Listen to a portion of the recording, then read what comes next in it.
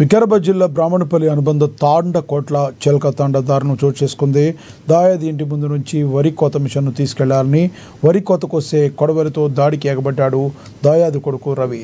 ఈ దాడిలో ఒకే కుటుంబానికి చెందిన గేమ్యా నాయక్, చక్రిబాయ్, సురేష్, లక్ష్మీబాయ్ కొడవలితో దాడి చేశారు రవి. తీవ్ర గాయాలతో దోమ పోలీస్ స్టేషన్ ఆశ్రయించి ఫిర్యాదు చేశారు బాధితులు. కేసు నమోదు చేసుకున్న పోలీసులు గాయాల పాలైన వ్యక్తులను పరిగి ఆసుపత్రికి తరలించారు. మెరుగైన చికిత్స కోసం వికారాబాద్ ప్రభుత్వ ఆసుపత్రికి తరలించారు డాక్టర్లు. ఎందుకు గొడవ అయింది? వచ్చింది కోసుకొచ్చింది, తోవలేదు పక్కల తోవలేకుండా ఇంటి ముందరికి వెళ్ళి తోవుంది. ఎక్కడికి వెళ్ళి పోనీకి దారి లేదు. ఇంటి ముంగలికి వెళ్ళి తర్వాత చెండ్లకి వెళ్ళి పోనిస్తే పోయినీళ్ళు. ఇంటి ముందరికి వెళ్ళిన పోయినా అంటే పోయినిచ్చు ఇల్లు దులుసుకోపోయాడు.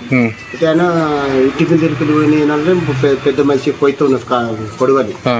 ఆయన తీసుకొని ఈయన సురేష్ అనేటోడు మిషన్ పైన ఉన్నాడు.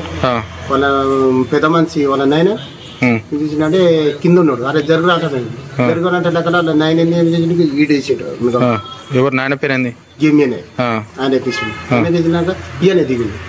మిషన్ తీసుకొచ్చినాం వరి కోయనికి. అంటే మా పెద్దనాన్న అయినా పెద్దనాన్న అలా ఇంటి దగ్గరికి వెళ్ళి వరి కోయనికి మిషన్ తీసుకొచ్చినాం. మిషన్ తీసుకొస్తే మా ఇంటి దగ్గరికి వెళ్ళి ఎందుకు తెచ్చినామని గొడవ తెచ్చినాం. ఎట్లా దాడి చేశారు వాళ్ళు? దాడి ఎట్లా చేశారు? రవి అని ఉంటారు మా అన్న. ఆయన వరి కోసం చూడు కత్తిలాగా ఉంటుంది.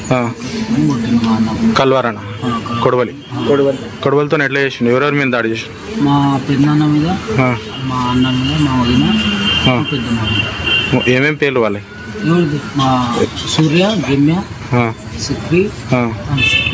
ఎవరు సీరియస్ ఉంది ఇట్లా? సురేష్ కి గమ్య ఇద్దరికి సీరియస్ ఉందా? వాళ్ళు ఏడు ఇంకా మిగిలిన లేడు.